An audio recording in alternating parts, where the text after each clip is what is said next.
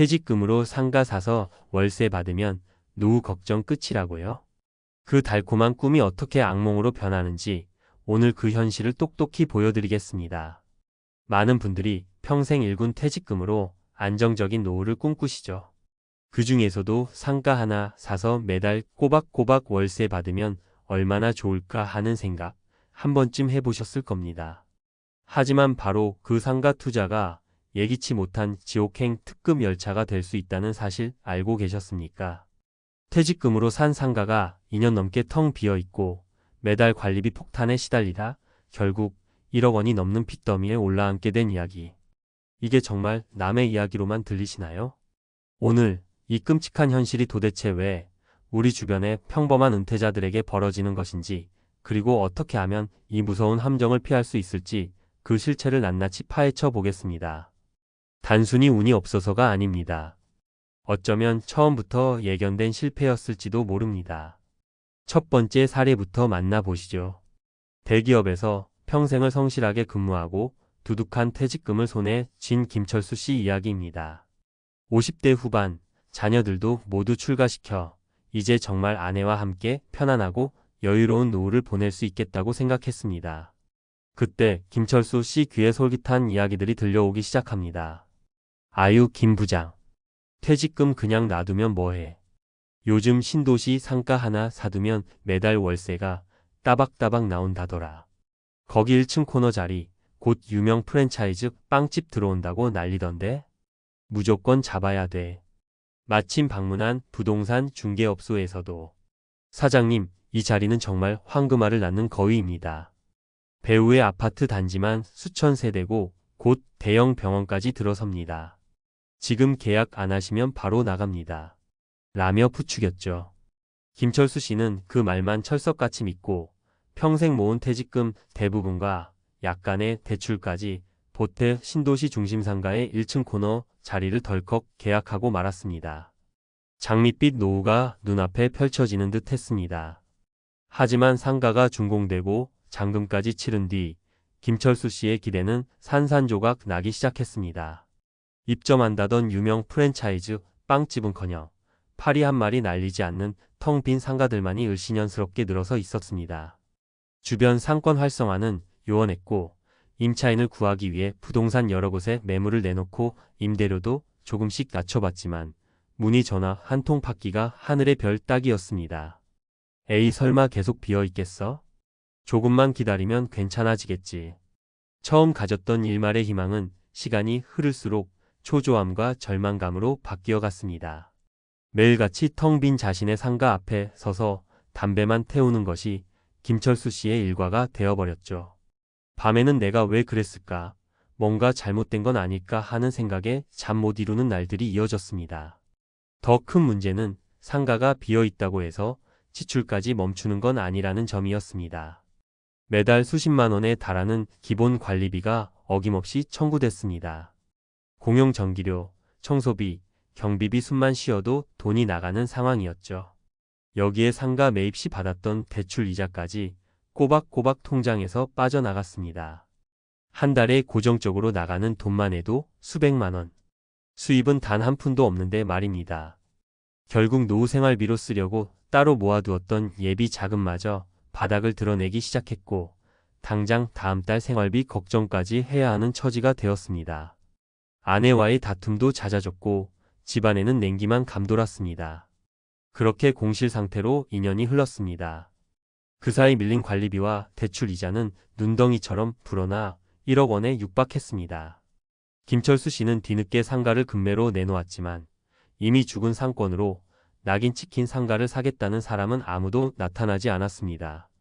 결국 관리사무소에서는 관리비 연체로 인한 법적 조치를 예고하는 독촉장이 날아들었고 은행에서는 대출금 상환을 압박해오기 시작했습니다. 평생 성실하게 살아오며 쌓아왔던 신용마저 한순간에 무너질 위기에 처한 겁니다. 장밋빛 노후는커녕 빚더미에 올라앉아 극심한 스트레스와 자괴감에 시달리던 김철수 씨는 결국 건강까지 해치고 말았습니다. 내가 평생 일해서 번 돈이 이렇게 허무하게 사라지다니. 그의 절규는 텅 빈 상가에 공허하게 울려 퍼질 뿐이었습니다. 비슷한 사례는 또 있습니다. 60대 초반의 박영희 씨. 은퇴 후 소일거리 삼아 뭔가 해볼까 고민하던 중 아주 친한 지인으로부터 언니, 내가 정말 좋은 투자처 하나 알아놨는데 수익률이 10%나 된대. 이거 완전 안전빵이야. 라는 말을 듣게 됩니다. 박영희 씨는 부동산 지식은 거의 없었지만 워낙 믿었던 지인의 적극적인 추천과 상가 하나를 여러 명이 나눠서 등기하는 거라 초기 투자 부담도 적고 나중에 팔기도 쉽다더라. 라는 말에 귀가 솔깃했습니다.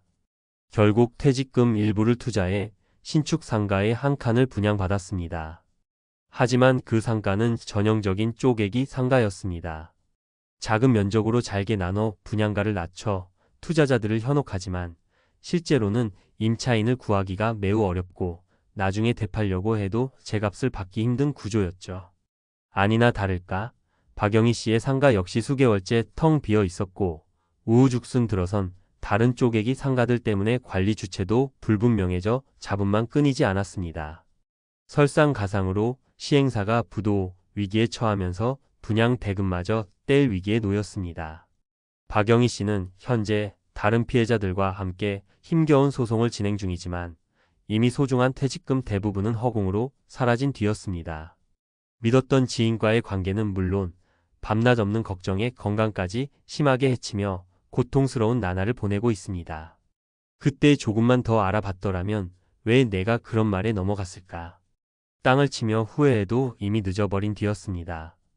도대체 왜 이런 안타까운 일들이 우리 주변에서 반복되는 걸까요? 가장 큰 원인 중 하나는 바로 정보의 비대칭성입니다. 상가 분양업체나 일부 부동산 중개업소는 당연히 장점만 부풀려 이야기하고 치명적인 위험 요소는 교묘하게 숨기거나 얼버무리기 일쑤입니다. 무조건 오른다. 월세 수입 확실하다. 유명 브랜드 입점 확정. 같은 달콤한 말들로 현혹하는 것이죠. 우리 은퇴자들은 어떻습니까? 평생 직장 생활에만 매진하느라 부동산, 특히 상가 투자에 대한 전문 지식이 부족한 경우가 많습니다. 그러다 보니 이런 감언이설에 쉽게 넘어가고 충분한 검토 없이 묻지마 투자를 감행하는 경우가 생기는 겁니다. 특히 친한 친구가 그러는데 좋다더라.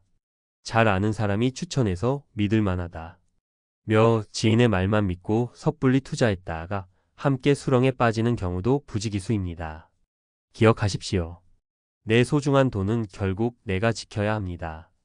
그 누구도 대신 책임져 주지 않습니다. 또 다른 치명적인 함정은 바로 공실 리스크와 관리비 폭탄에 대한 무지입니다. 아파트와 달리 상가 투자는 공실이 발생하면 수입은 그 즉시 0이 됩니다. 하지만 지출은 멈추지 않죠. 특히 이제 막 조성되는 신도시 상가나 아직 상권이 제대로 형성되지 않은 곳은 짧게는 몇 개월, 길게는 몇 년씩 장기 공실이 이어질 가능성이 매우 큽니다. 많은 분들이 에이 설마 내 상가가 그렇게 오래 비어 있겠어? 라는 안일한 생각으로 이 공실 기간 동안 발생하는 관리비의 무게를 간과합니다.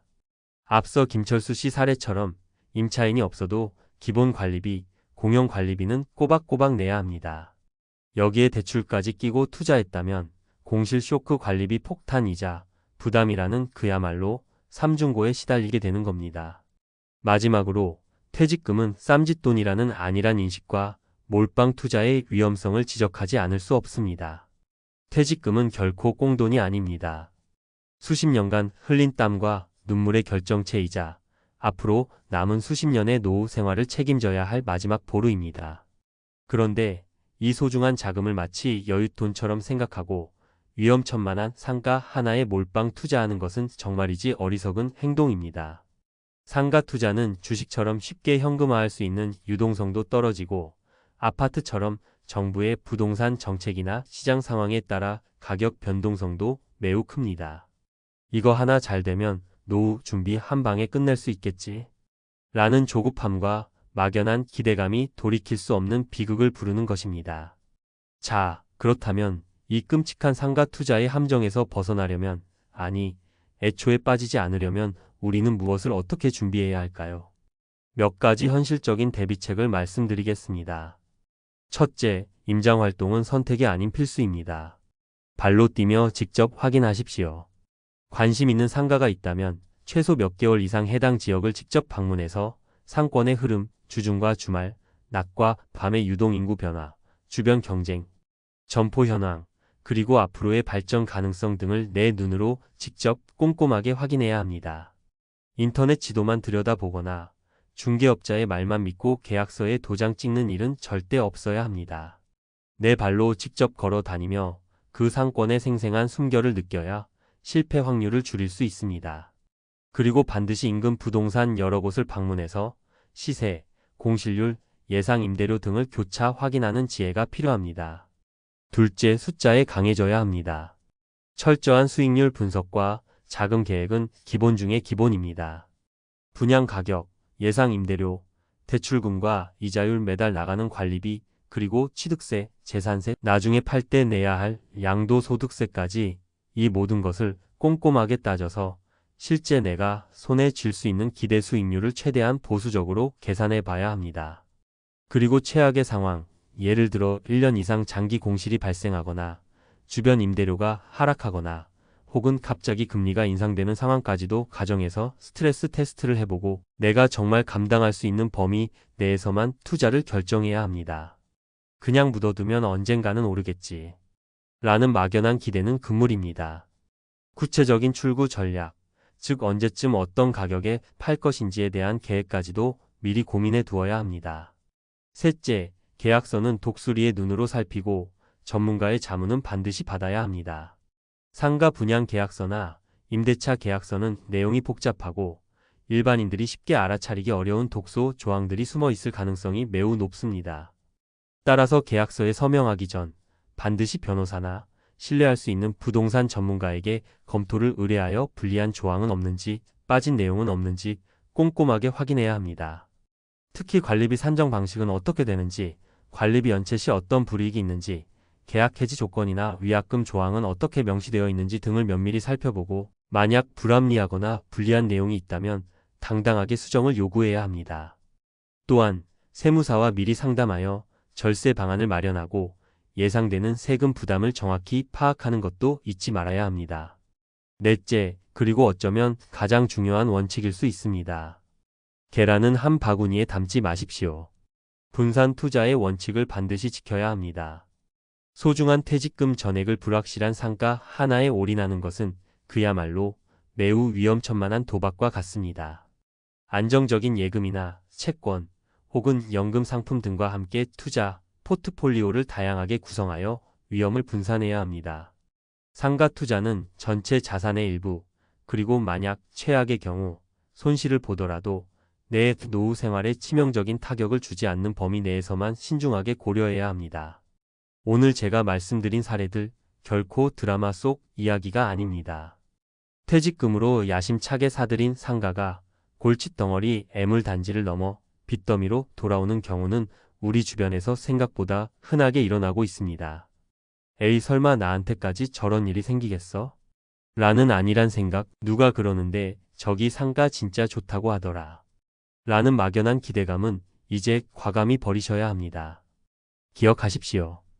은퇴 자금은 공격적으로 불리는 것보다 안정적으로 지키는 것이 훨씬 더 중요하고 현명한 전략이라는 사실을요. 물론 철저한 시장 분석과 빈틈없는 준비를 통해 상가 투자로 성공적인 월세 수입을 올리며 안정적인 노후를 보내시는 분들도 분명히 있습니다. 중요한 것은 묻지마 투자가 아닌 충분히 학습되고 준비된 투자를 하는 것입니다. 오늘 제 이야기가 당장 상가 투자를 고려하고 계신 분들께는 서늘한 경종을 울리고 혹시 이미 비슷한 어려움을 겪고 계신 분들께는 작은 위로와 함께 해결의 실마리를 찾는 데 조금이나마 도움이 되었기를 바랍니다. 부디 현명한 판단과 철저한 준비를 통해 여러분의 소중한 퇴직 자산을 안전하게 지켜내시고 꿈꿔왔던 행복하고 여유로운 두 번째 인생을 맞이하시기를 진심으로 기원합니다. 오늘 이야기가 여러분의 여정의 작은 등불이 되었기를 바랍니다. 앞으로도 저희 채널이 여러분의 든든한 동반자가 될 수 있도록 구독과 좋아요로 응원해 주시면 진심으로 감사하겠습니다.